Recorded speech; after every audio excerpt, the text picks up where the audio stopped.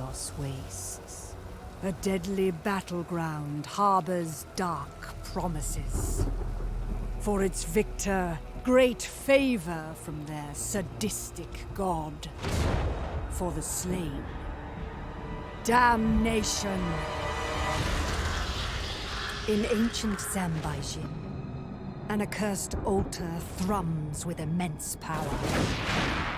By Ursen's cataclysmic death cry, its eternal seal is weakened.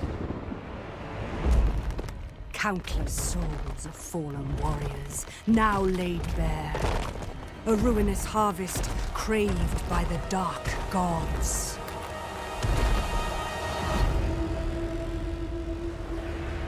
Carnage beckons for the one forged by the god of war himself. Valka the Bloody, the Gorequeen. All who oppose the Bloodfather shall die! The souls shall be claimed, and with them, apocalypse is certain. But what horrors await the world? May the greatest champion prevail! Valka the Gorequeen is the former chieftain of the Zwartwolf tribe.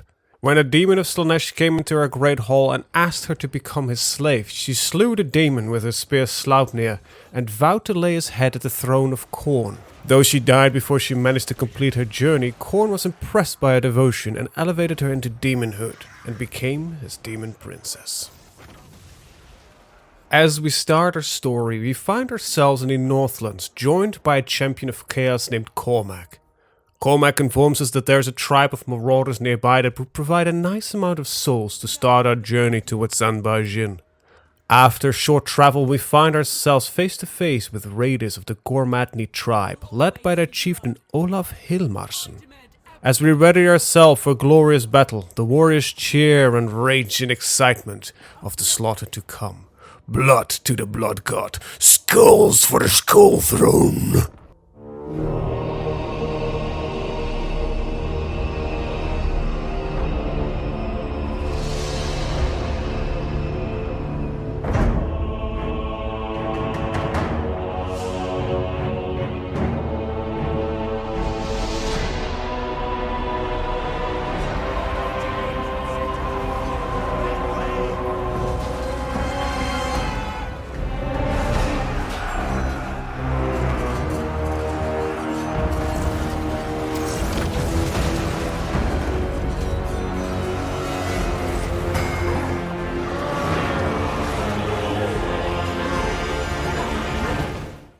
After the fight, the snow was colored in the color that pleases Khorne the most. Small rituals and offerings are made to the blood god.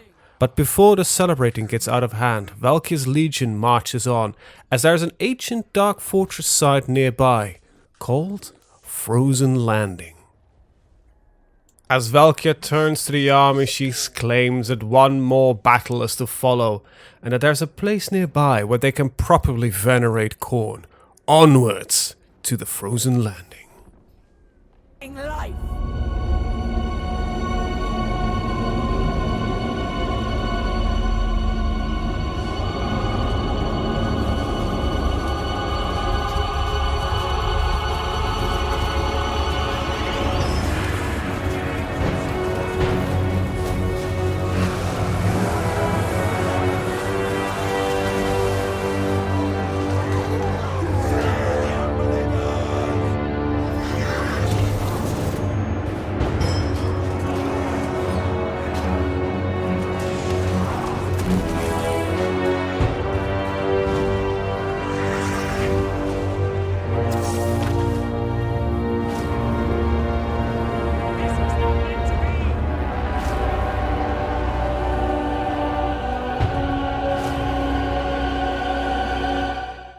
In the wake of the battle for Frozen Landing, the Dark Fortress is secured and shrines and fighting pits dedicated to the brass gods scatter the landscape. Witnessing the grandeur of slaughter and worship of Khorne, the remaining members of the Gormatni tribe swear fealty to the Gorequeen. As the Gorequeen's vassal, they will fight in her name as to bring glory to Khorne. As the warriors celebrate their victory, a scout comes before the Gorequeen. Dawi have been spotted nearby, and they have claimed an ancient site of worship and made it their home. Enraged by this insult to her lord and master, Valka moves her legions towards Kraka-Drak, the home of the Dawi. Before reaching Kraka-Drak, the army of the Gorequeen comes across a coastal Dawi trading and fishing village. As the ground and winds are cold, the army could use some heat and excitement to get the blood flowing again. And the decision is made to honor the father of slaughter by razing this village and put every soul to the sword.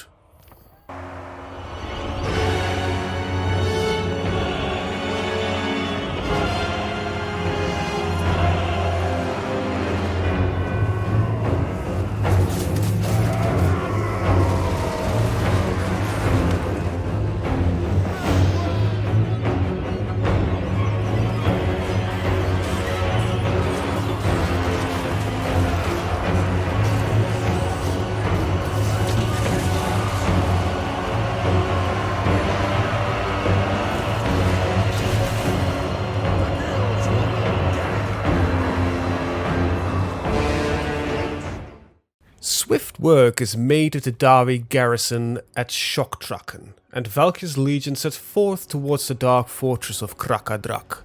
However, when the first elements of the army come near the fortress, they see an impenetrable wall rise in front of them.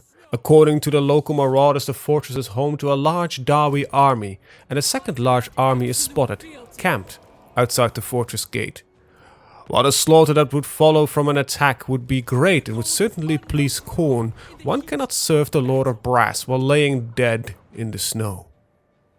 As Valka decides the best plan of attack on Kraka-Drak, she is visited by one of the lords of the Gormatni tribe.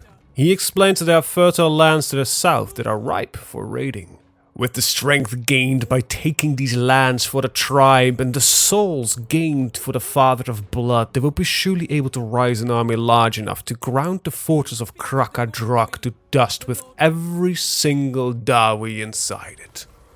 In the end, the Gorequeen relents, and the army is marched south. After a few days of marching, they come across marauders of the Bersanling tribe, led by Egil Tyrgurdsson. After the armies meet in the fields a few times, and several tribal villages are put to the sword, the chieftain of the Bersanling takes a knee before Valka and swears allegiance to her and the Bloodfather. As elements of Valka's legion had already made contact with another nation of humans called Kislev, she realized that if Kraka-Drak is to be purged of Dawi filth, she needs a stable front between her and the south, and decides to take up the Bersanling's vow of fealty and use them to keep the sons of Kislev busy until the time comes to look south once again. With the southern front secured and its wealth and souls feeding a larger and improved army, the Gorequeen's legion marches to the Dawi fortress of Kraka-Drak.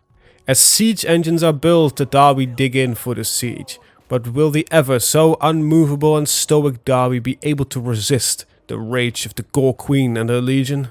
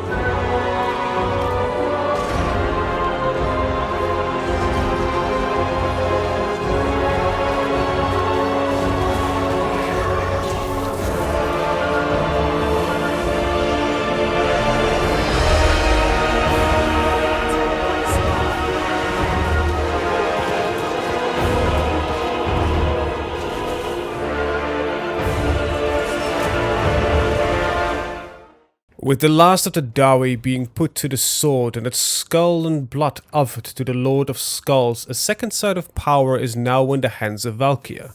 The Gorequeen quickly realizes that with this new place of power at her bidding, her legions have grown to a size that not even she can manage on her own, and decides that a second separate legion is needed.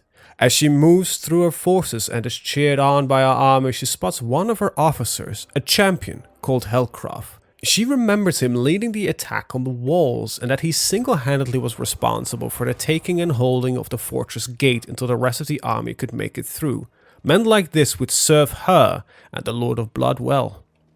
Helcroft is sent back to the fortress in the Frozen Landing to raise another army and join the Gorequeen in her campaign south. Kislev is next, and it will fall. Shortly after the invasion of Kislev has started, the legions of the Gorequeen come across the armies of the Ice Court led by Katerin Bokha, the Ice Queen of Kislev. Katerin is a powerful ice witch, and she leads her armies in defense of Kislev with a cold, iron fist. The initial push into Kislev is met with little resistance. However, after a few months of putting village after village to the sword and its inhabitants sacrificed to corn, Valka is ambushed by a large army of the Ice Court led by Katerin herself. To the earth with our enemy's blood, we will drink whatever's left.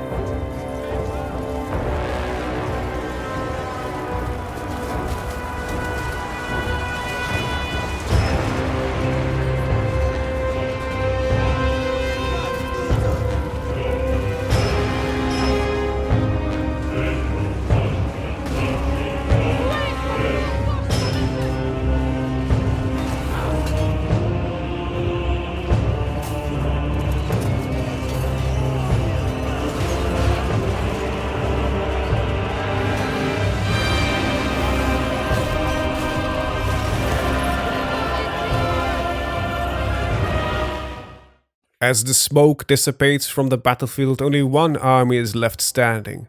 Valka roars to the heavens and shouts to her lord, "Are you pleased with my gifts to you?" As the blood seeps into the ground and the snow turns red, the legion cheers. This battle was one worthy of the attention of the Lord of War. With the bulk of the Ice Court's army defeated, Valka decides to strike deep into the lands of Kislev and move towards the capital itself. Behind her, Helcroft would clean up the remaining villages and stragglers. This would be a good chance for him to prove himself and his devotion to corn. With these successes in the south, Valka reminds Helcroft that the buffer between their legions and Kislev is no longer necessary, as now the invasion of the south is in full swing and starting to bear fruits of success. With a grin and a body aching for battle, Helcroft rides north to the settlement of the Bearsundling to deliver the good word. Fight now! Fight for God!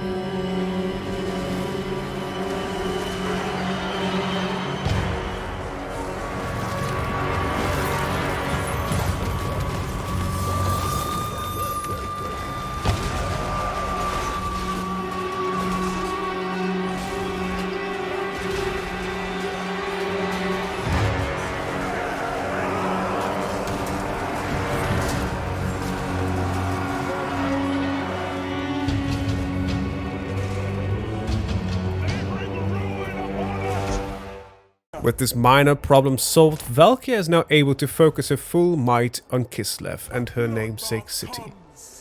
As the armies march towards the capital of Kislev, the spirits are high.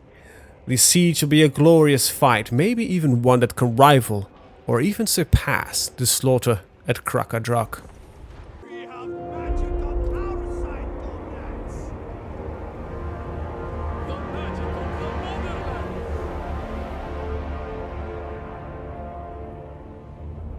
Magic, might, Our side, Gorequeen.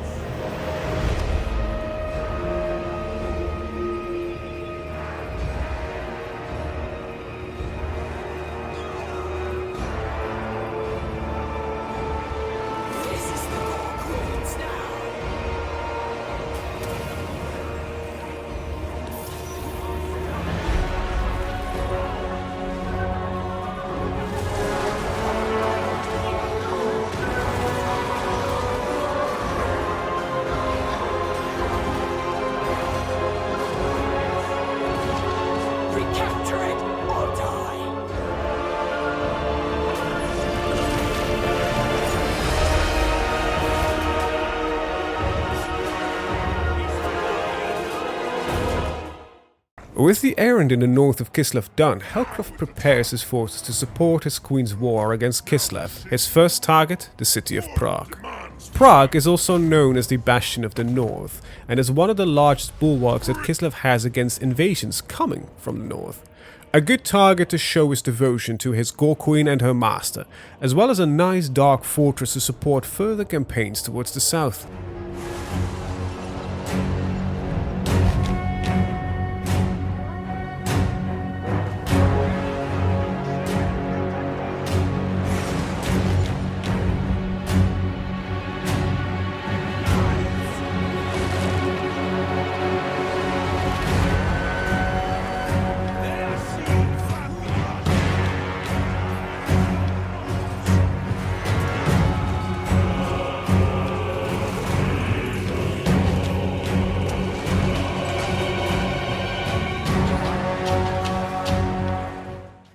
With Prague in ruins and burned to the ground, on its broken corpse once again a dark fortress arises.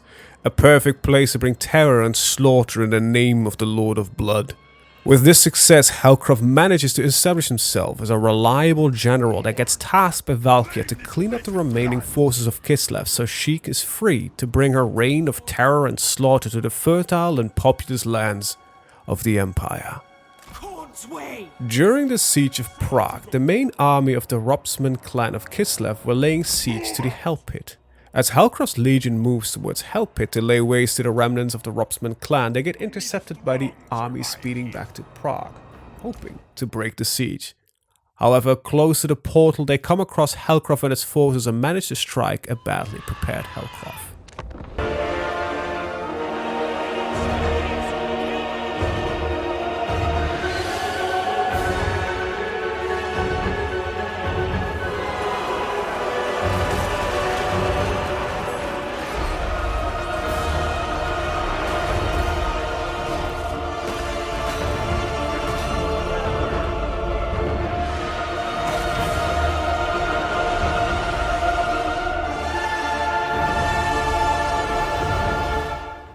As mighty as the sons of Kislev fought, none were a match for the might of the sons of Khorne. Many died that day, but in the end only one army is standing.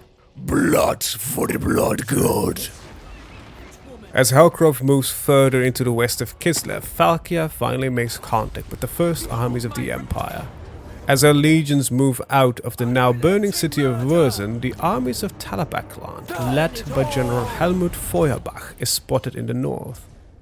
It seems the general is on a forced march north to support the remnants of Kislev.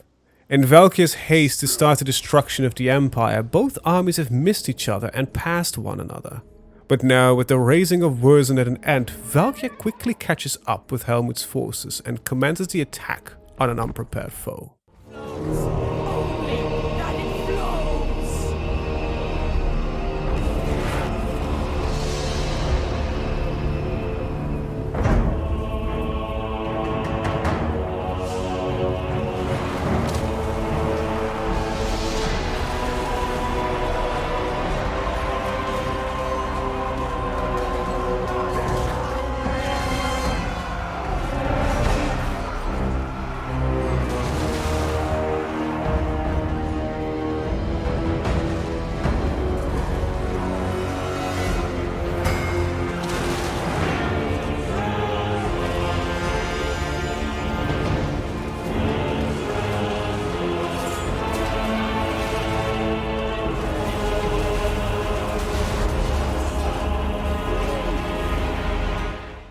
As the dust settles on the battlefield, a demon approaches Valka. The demon brings a message from Khorne himself and states that her spear Sleipnir has been located in the realm of Khorne, and if she wants it back, it's hers for the taking. As Valka leads her army into the eternal battlefields of her lord, to the location of the spear, she spots two armies fighting. A large group of greenskins fighting the demons of Khorne, and close by a large force of Skaven fighting a different group of Khorne demons. As Valka and her legions approach, she thanks Khorne for this gift, and she and her legions crash onto the enemy. Sweet boons of war! I come for the Bloodfather's gifts, yet it seems I will get even more. How fond I am of the quarrelsome, green-skinned simpletons. So easy to slay, yet just as easy to bring to battle. And the ratmen, craven they may be, but always willing to brawl for their worthless lives. Perhaps some will be worthy enough to stay here and fight for Khorne forever. Let us find out.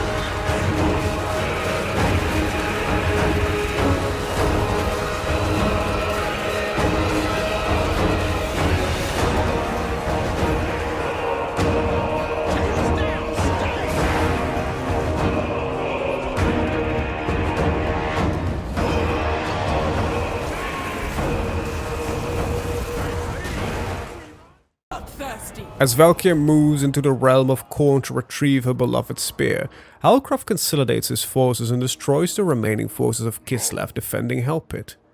However, with the battle against Grigor and the following siege of Helpit, Halcroft's legions have suffered many losses, and time to regroup and replenish his supplies and numbers is needed. For a few weeks, Halcroft stays in his newly conquered Prague as to recover and celebrate the victories he made in his lord's name. During this period, more and more followers of Khorne flow to his banners, and when forward elements of his army report that a large Kislevite force, led by the Supreme Patriarch Kostaltin himself, is spotted to the west, the new and reinforced legion of Halcroft sets out to destroy this enemy.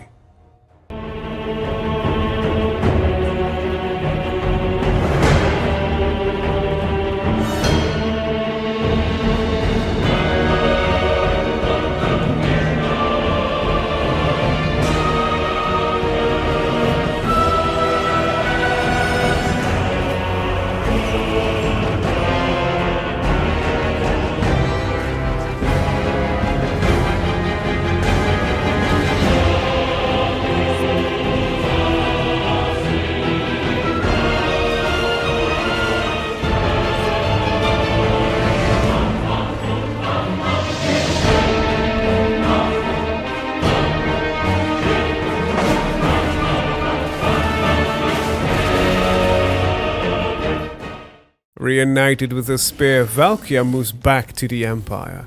Now she's complete, and now man will see the true beauty that is the worship of Khorne. Town after town and army after army gets put to the sword, and a grand celebration of slaughter. A land blessed with many souls to show the way to Zanbaijin. As Valka and her legions carve a path through the Empire, they soon come upon the city of Nuln. As the army makes ready to siege and raze another of the Empire's cities, as they had done so many times before, Valka receives a vision. In the burning ashes of Nuln, the grand dark fortress is built in celebration of her lord.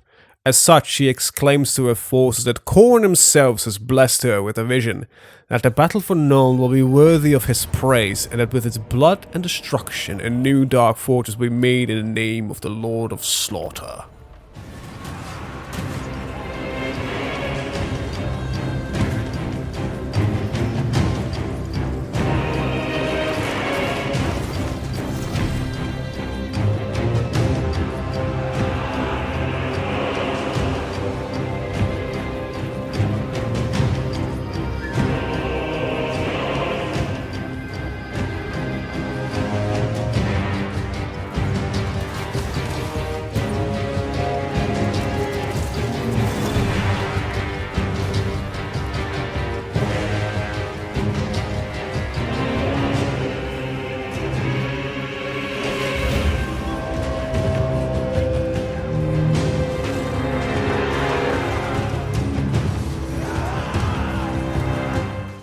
As Halcroft and his legion are putting the population of the town of Bolgasgrad to the sword and burning down its buildings, Halcroft gets approached by one of his scouts. Two large armies of the Great Orthodoxy have been spotted to the west of the city, led by Alexander and Constantine himself. Immediately, Hellcroft gives the order to finish all celebratory slaughter and prepare the army for march. With a quickness that must have been given to them by Khorne himself, Hellcroft and his legion managed to make a lightning strike against the smaller army of Alexander, even before Constantine knows the enemy has already arrived.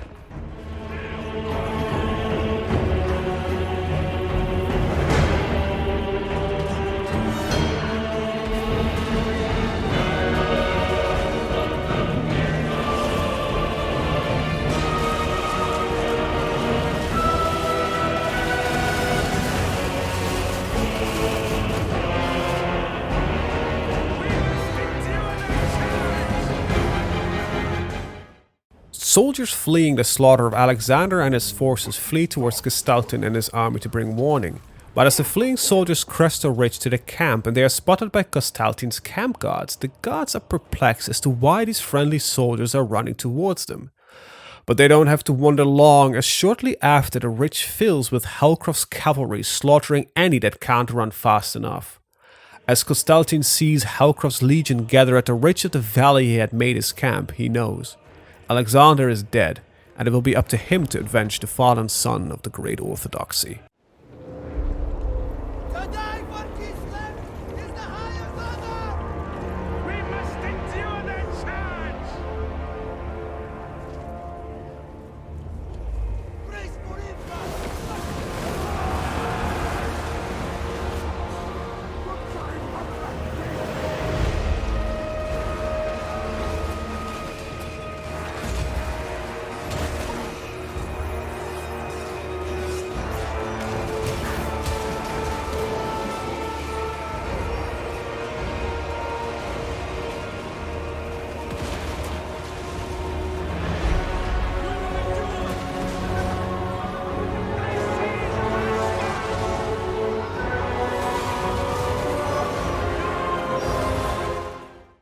For his heroic actions in the field facing Alexander and Constantine, Hellcroft managed to gain the favor of Khorne. For his service to the god of blood and slaughter, Hellcroft is given the highest honor, to be made a true champion of Khorne and ascend him to daemonhood. All hail the bloodthirster Hellcroft, bane of the Orthodoxy and Kislev. With great red wings and his two axes made of brass and flame, Hellcroft will be able to serve Khorne to its fullest and show the world the true power of Khorne. To test his new powers as a sign of approval, Hellcroft is sent to the northwest to finish the last remaining settlements of the Kislevites. As the last remnants of the Orthodoxy lay in ruin, Hellcroft makes short work of them. Instead of an army of Khorne barbarians led by a mere champion of chaos, now they see a legion of Khorne headed by a huge demon prince.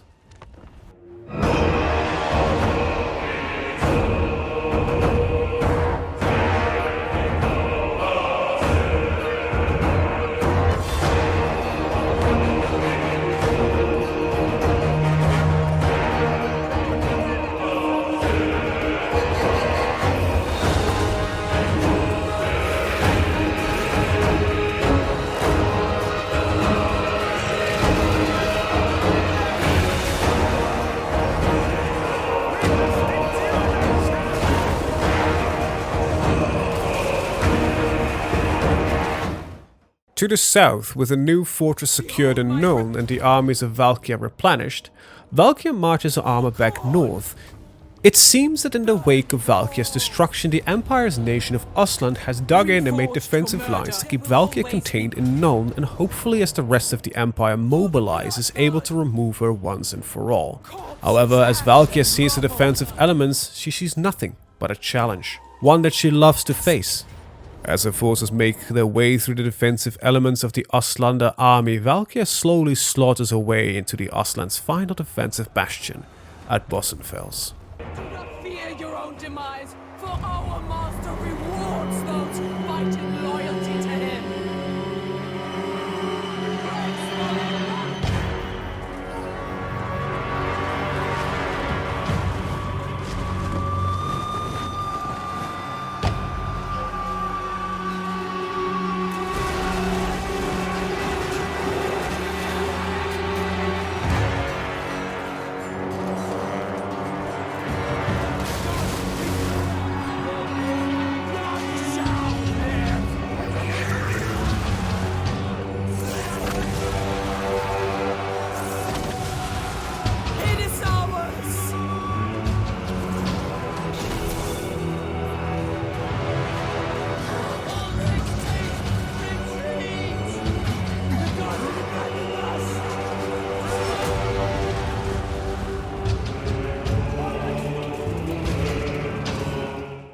As Hellcroft is celebrating his ascension by bringing fear and slaughter to the masses of Kislev, unbeknownst to him, Kastaltyn has escaped death and managed to raise a large army with the sole purpose of taking revenge.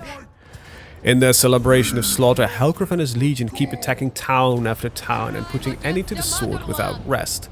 In their reverie, Hellcroft fails to notice his own wounds and those of his legion, and in this weakened state, he and his forces get ambushed by Kastaltyn, and the battle is on.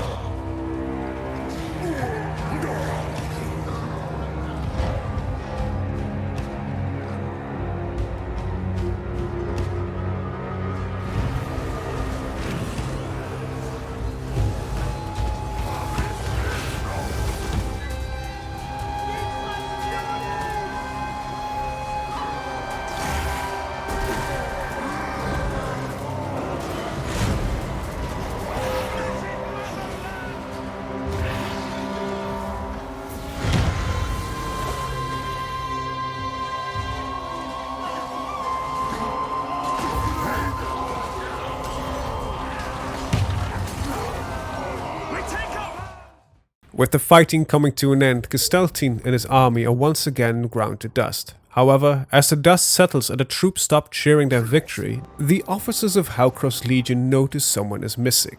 During the battle, Kastaltyn has managed to complete his vengeance and sent Hellcroft's soul back to the warp. With the legion in shambles and on full route back to the settlement of Troll King, a new general comes forward named AAR Kilgore. AAR managed to settle the disputes between the commanders and champions in the legion and takes control of the masses. Camped outside Troll King, he rallies his new legion and manages to get resupplied and sets out to take revenge for the death of their master Hellcroft, who will surely return to them and lead them once again. Unbeknownst to them, Khorne seethes with anger due to the death of his newly blessed Demon Prince. How dare he to lose his life so fast after his ascension? As punishment, Khorne grabs Hellcroft's soul and takes it to the Forge of Soul. Here he forges Hellcroft's soul into the body of a soul grinder, as to serve the Father of Slaughter till the end times and beyond, as punishment for his failure. But even as a soul grinder, Hellcroft shows what it means to wield the fury of Khorne. As the dust settles in the fields of the Bosenfels, Valka receives information about a nearby citadel called the Brass Keep. Brass Keep used to be a site of worship to the Chaos Gods, but in recent times had been cleared by the Empire of all things related to the Chaos Gods. As an affront to the majesty that is Khorne, Valka marches her legions towards the Brass Keep to change it into a site of worship once again.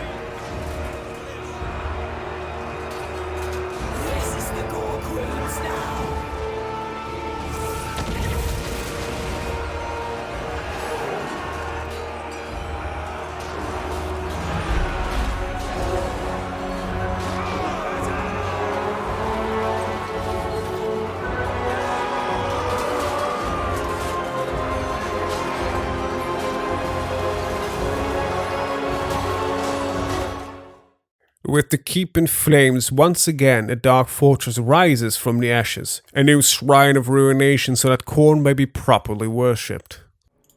Contrary to Valky's successes against the Empire and its armies, up in Kislev the new Khorne general AAR is struggling to stem the tide of Kislev forces marching on him.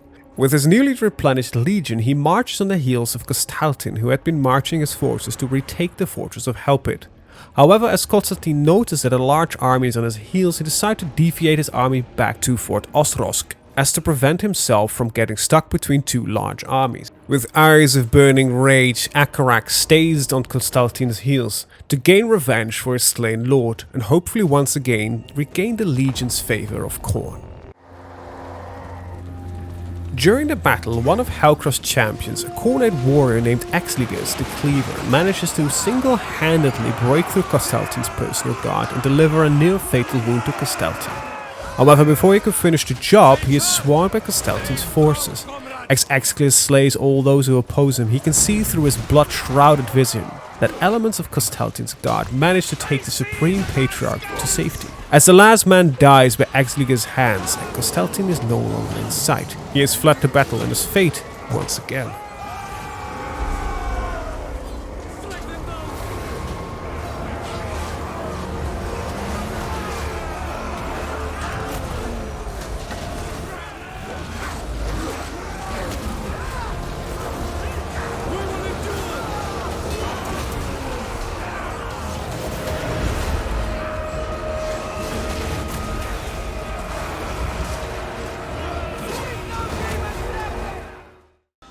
In the meantime, in the legions of Valka, one of her champions gets the call of Khorne. Cormac is told by a daemon of Khorne that a weapon has been made by the Lord of Brass himself and that it lays waiting for him inside Khorne's realm. Proud to be singled out by his lord, Cormac takes a trip into the realm to return weeks later covered in blood, wounds and new scars, but also holding his reward, a spear called the Bane Spear.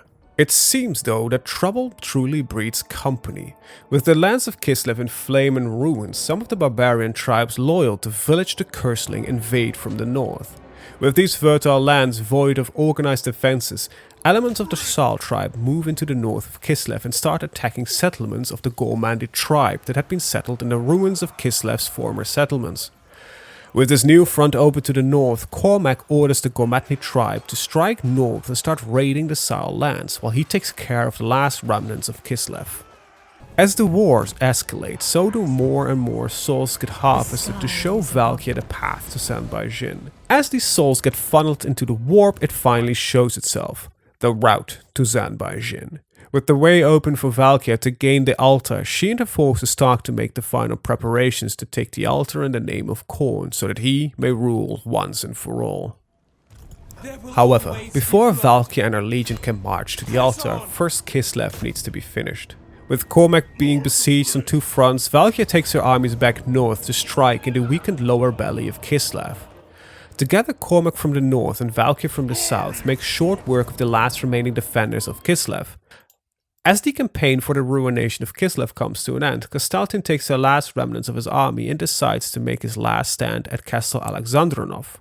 As the armies of Valka clear the land surrounding Castle Alexandronov, Cormac starts preparing his legion for the siege of the castle. As Cormac's forces are building their siege camp, rams and siege towers, the gates of the castle open. It seems the Supreme Patriarch has decided not to wait for his destruction, and sally forth and meet the enemy head on.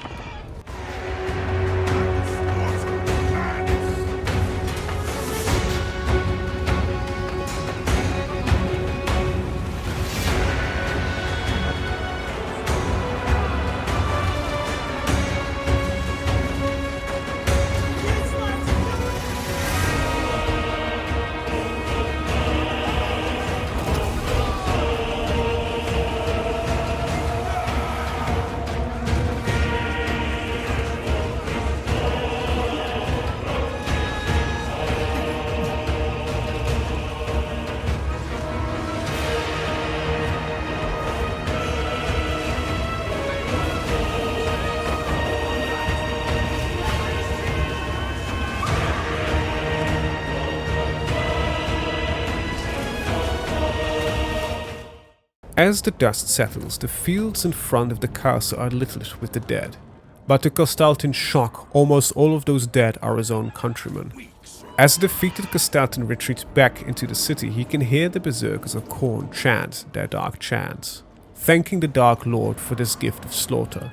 Soon after, he can feel the ground starting to rumble. Shortly after, the battle chants follow. Castaltin closes his eyes and prays to the gods to save him and his people from utter destruction. With his prayers said, Castaltin moves to the outskirts of the castle to stand with his troops. As the warriors of Khorne descend upon him, he spots a large demonic machine leading the charge. With 6 metal legs and a visage that looks even more distorted as normal, a short moment of recognition happens. The charge is led by Helcroft himself.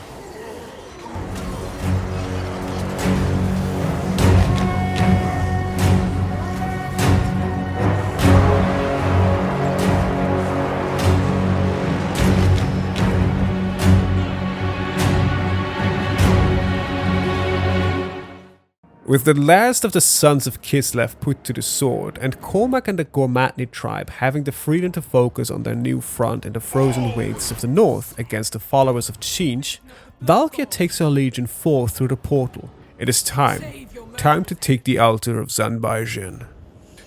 Glorious bloodshed awaits as the divided forces of chaos gather in their quest to secure the arena's most valuable reward.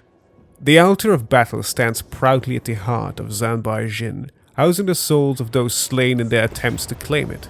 Their failure shall be Valky's victory. Called to the arena in the Blood God's name, she must now lay waste to all her challengers and claim her place as Zanbaijin's champion in eternity.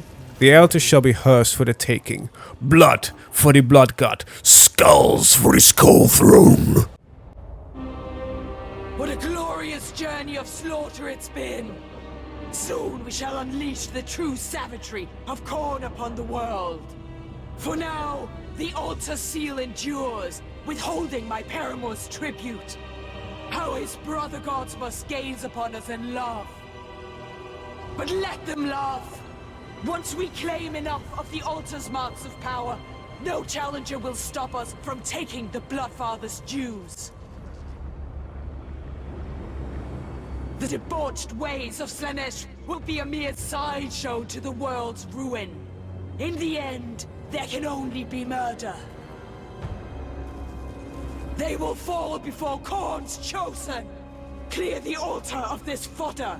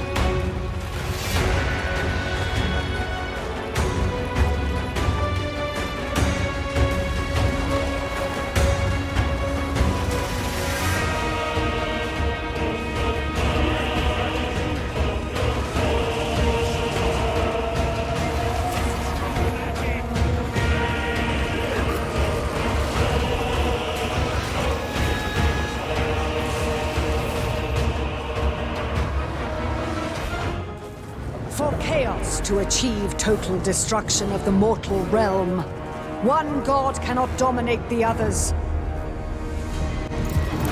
The Ever-Chosen comes to stop the final ritual. Do not meddle in my destiny!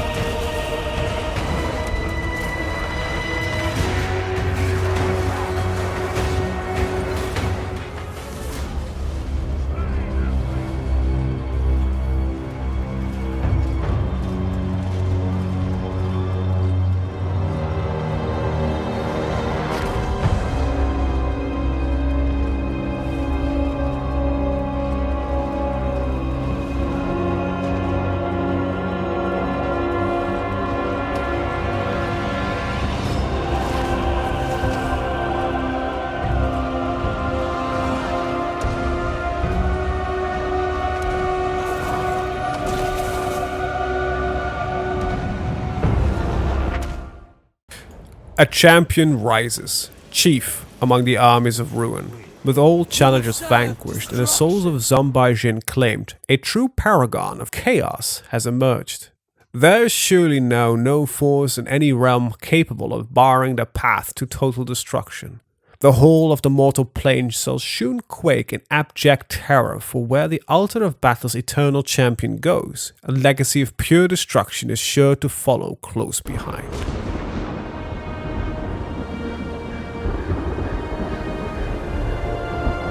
The world shudders in the wake of the Gorequeen's slaughter. With her savage fury came triumph for the blood god. A supreme offering to spur his endless rage. Let the world be drenched in blood!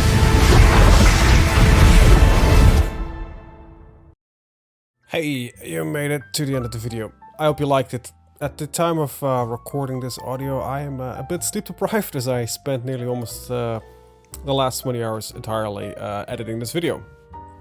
So if you like it, please leave a like, and if you want to keep up to date and such things, subscribe, you know the drill. Special shout out to my patrons John and Lugor, and all the footage for this video was almost entirely recorded during a live stream, well 3 live streams to be exact, so if you kind of want to know what I'm gonna do next, that's the place to check it out, or my Discord. So with that said, I want to thank everybody for